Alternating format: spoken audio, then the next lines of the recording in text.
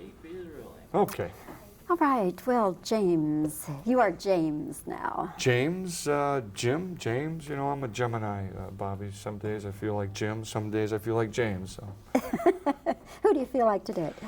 I feel like a Jimmy Bob James. How's that? Down here in Fort Worth, Dallas area. Yes. You're really into this Texas thing. Well, I just got here yesterday, and I've never really been here. And I like it here. Haven't eaten any of the Texas food yet, though. No Tex-Mex? Not Tex-Mex yet. I mean, we got in late last night, and for tonight for dinner we're going to go out. All right. Yeah. Then we'll talk about the heartburn and the pain. The heartburn and the pain and the yeah. Anyway, it's good to see you. It's good to see you again, Bobby. I told you I'd come down and see you. Remember? And you did. You came to Los Angeles, and any time you're in Dallas, come and see me, and here I am. Great.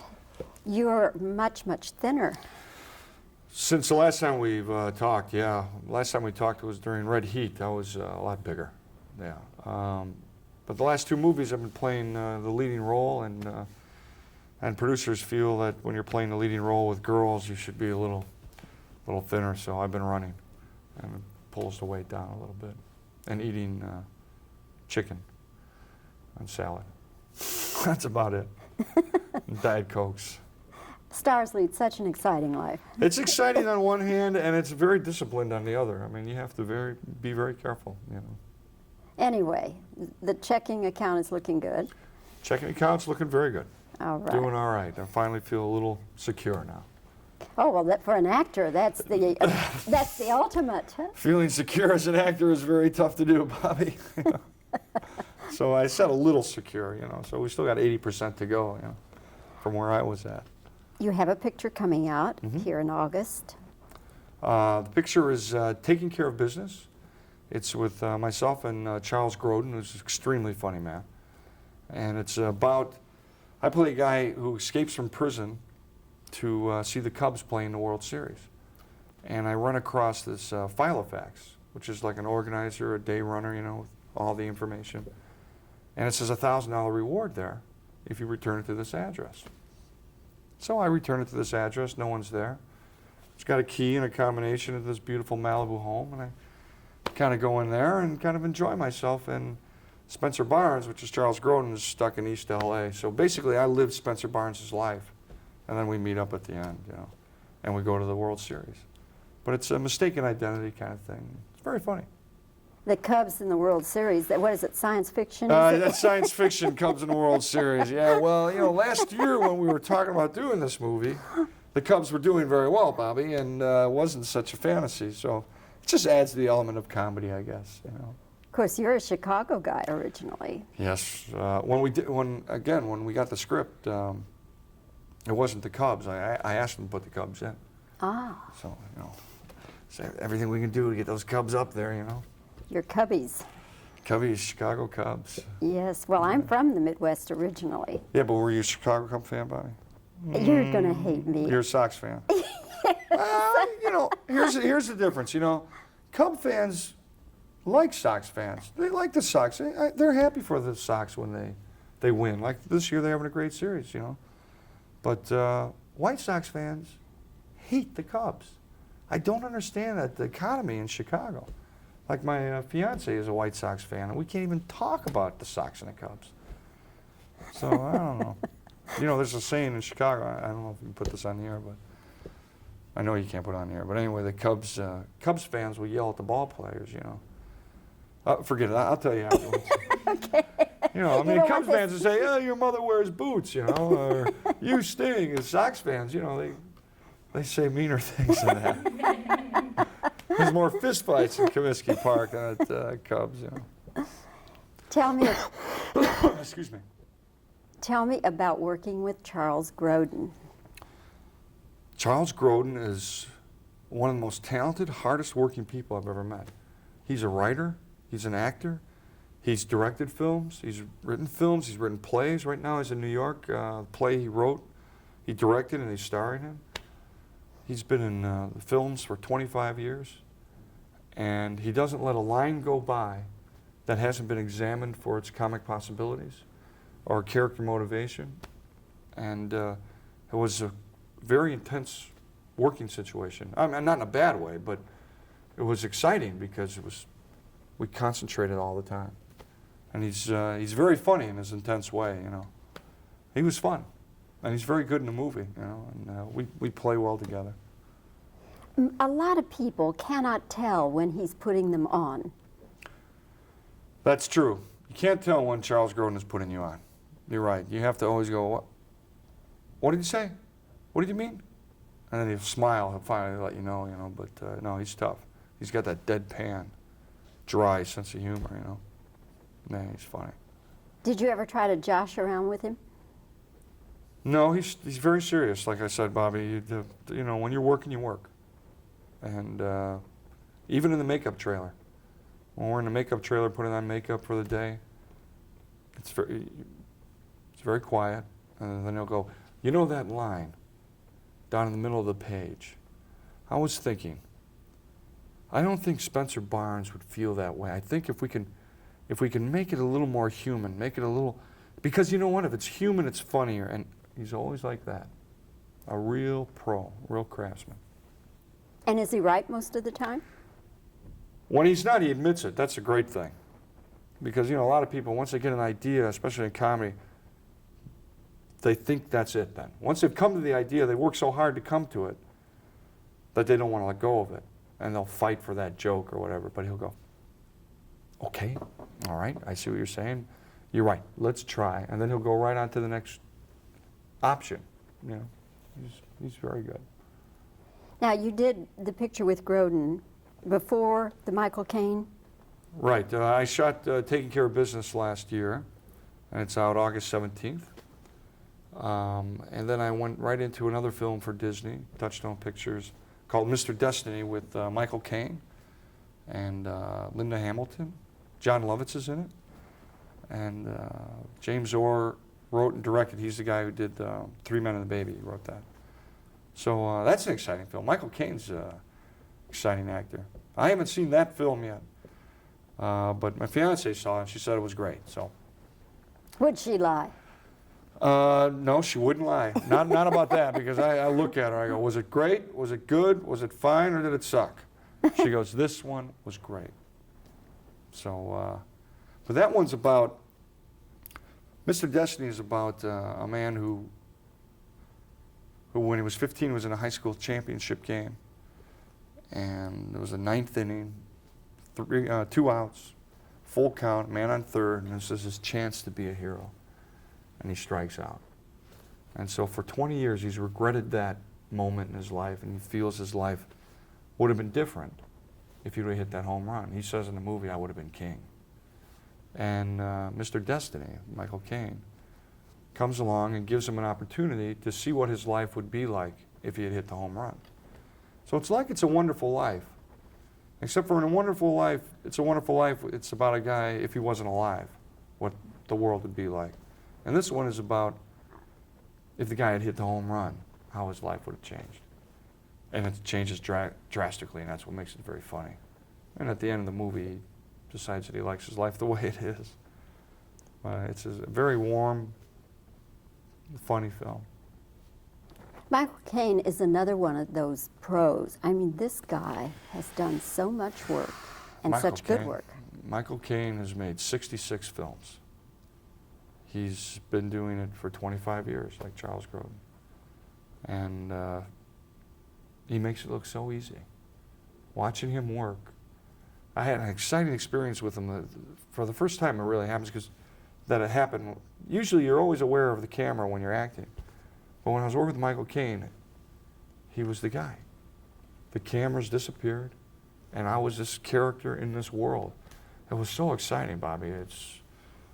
I kept doing the scene over and over because I liked that feeling. I said, can we do another take? Can we do another take? So he really brings in the magic. And it's perfect because the character he plays is a magical character. Yeah, he's Cockney. He's from England. He was quite fun. He's got a wicked sense of humor. I know Michael. Yeah, you do then, huh? Especially when he has a couple of those beers, he can go. He is really funny. But again, you know, these people, you know, Charles Grodin and Michael Caine, when they come to work, they don't mess around. They don't blow their energy at all. They don't waste words. They're not rude by any means. They just are working on the line, working how to make scenes better. And then at the end of the day, if you want to, you know, just talk, you know, then he talks, but he wants to get the work out of the way first. So I learned a lot. These guys are real professionals. Did Michael ever talk with you about his childhood, his poverty-stricken childhood? Yeah, he did. He said something because when I work, I stay on a special diet. And he goes, you know, Jim, during the war, he goes, I was brought up in a place like the Bronx in New York. He said I was a short, skinny, really skinny boy, and I was about 5 or 6 when London was being bombed, and they moved all the women and the kids out into the farms. So I was raised on a farm. He said I was eating organic food before it was hip. And he goes, that's why I'm 6'2" and 220 pounds, is because of the nutrition he had moving out. He said, otherwise, he said, I'd be really skinny and short. So yeah, no, he talked about that. Oh yeah. I'm going to ask you a question that I asked Michael Caine, and then we can just compare the answers. Okay. When you made your first real money in show business, where you had more than enough to pay the rent and the car payment or whatever. Last week, right? Last week. This is a new experience for me, Bobby, so I can talk about it. What did you indulge yourself with in the way of some material thing that you always wanted?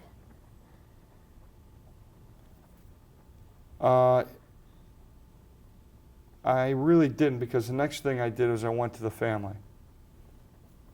Because my family, you know, we're basically blue-collar people and work real hard. And I got my sister a car, not a brand new one, a nice used car though.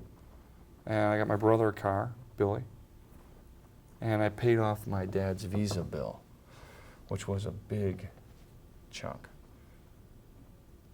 And then you know what I do? Is I take my fiance out to eat.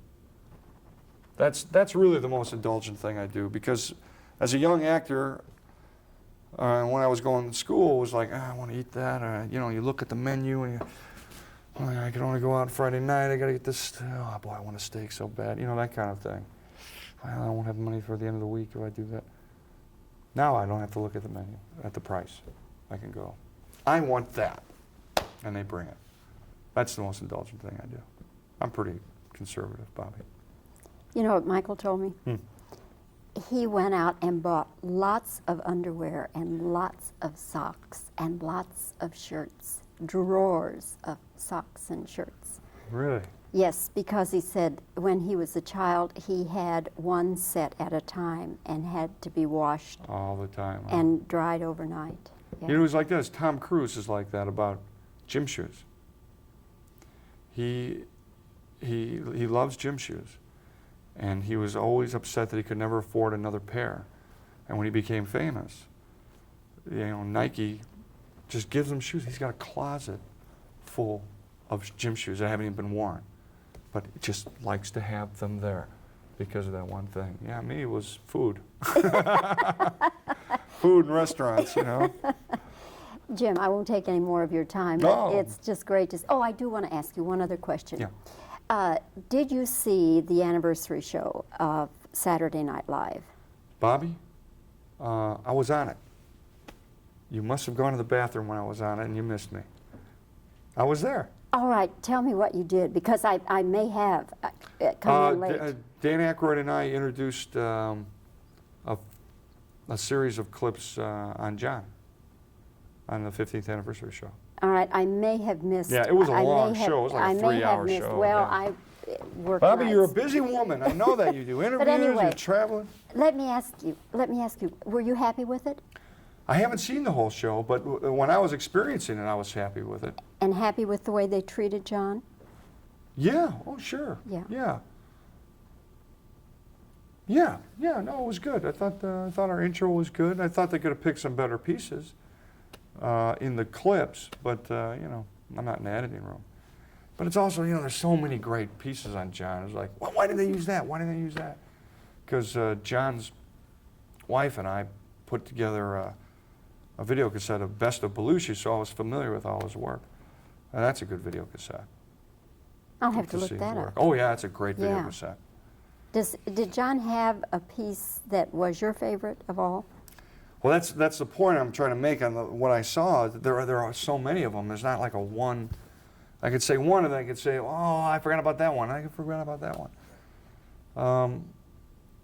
I guess I like this Joe Cocker the most because that's really what got him to New York and got him to the National Lampoon Lemmings. And that's what got him on Saturday Night Live, that and the Samurai. So his Joe Cocker, I think, is the one I've seen the most, and I guess was my favorite. Okay, well we'll look for that video. Oh yeah, it's a great video. Okay. And look for Taking Care of Business in August, And Mr. Destiny in October 5th. we'll do it. And look for me when you come to LA. All right. All right, Bobby, Thank you, Jim. That's great. That was great. One is I, you know. I said to him one time, if you should win, I'm not going to price myself out of the business. He doesn't. He makes, you know, he averages 2.5 films a year. And, He hits a price and he keeps making them. And then, you know, when he did win, he didn't get to go because he was down making Jaws 10 or whatever the Right, hell it right. was. And he was so mad because the reason they wouldn't let him leave was that, Sometime in your life you want to. yes, it just isn't right. It Oh, isn't my fair. God. So he raised the price then, right? Why not? I would have. Oh, yeah, he raised his price. He was mad at those producers. I told that to a producer, not one of his producers.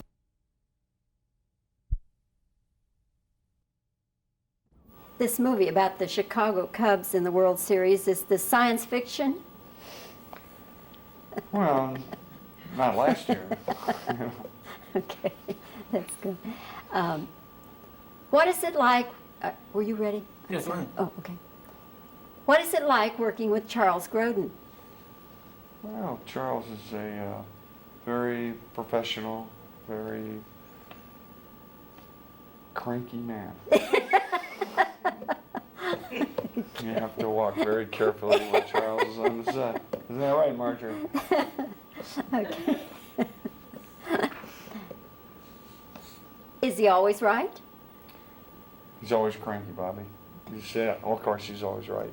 No, actually, he's not. I didn't answer that. What I answered was, so when he's not right, he admits it, which is it's a big deal. Okay.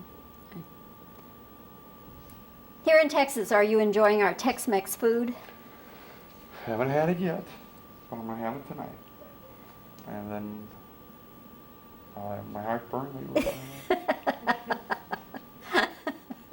sure, I'll enjoy that. And you too, huh, Marjorie? Plenty of Dos Equis beer to wash it down. You'll There be you go. okay. All right. Now let's get on to the other one. Okay. Oh, wait a minute. Oh, okay. This movie with Michael Caine, what was that experience like for you? Oh, that was a great experience. Michael Caine is like Charles Grodin, except for he's not cranky at all. But they've both been in the business for years, and it was a piece of cake, probably. It was really wonderful. What's the most memorable thing you remember about working? Let me start over. What's the most memorable thing about working with Michael Caine? Michael was a piece of cake to work with. There was one scene when we shot that, for the first time in my life, the cameras were gone, everything was gone. He was the character, I was the character, and it was like what pure acting, I guess, is about. And I experienced that with Michael.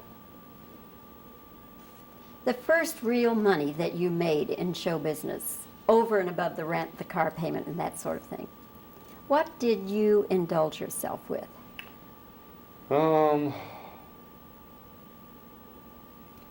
Food, eating out. My family, I give money to my family. And then I go out to eat.